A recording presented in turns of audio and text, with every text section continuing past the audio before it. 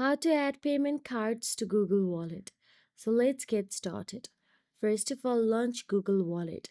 Tap the app icon that looks like a wallet sleeve with multicolored cards. After that, tap on the plus add to wallet. It is in the bottom right corner of your screen. If you are not already logged in, log in now. From the Google Pay app, tap your profile picture, then tap wallet. You'll be prompted to download the app if you don't have it, or the app will open if you already have it downloaded. Then tap payment card. This is usually the first item in the list. Anywhere that accepts Google Pay will accept your payment. Look for the GPay icon on the register in store or near the checkout button on websites. A list of cards that you have added to GPay will appear near the bottom of the screen. You can tap one to select it and skip entering the payment information.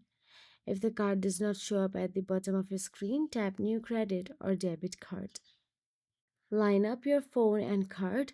Tap Enter Details manually if you don't want to take a picture of your card. Then tap on the Save.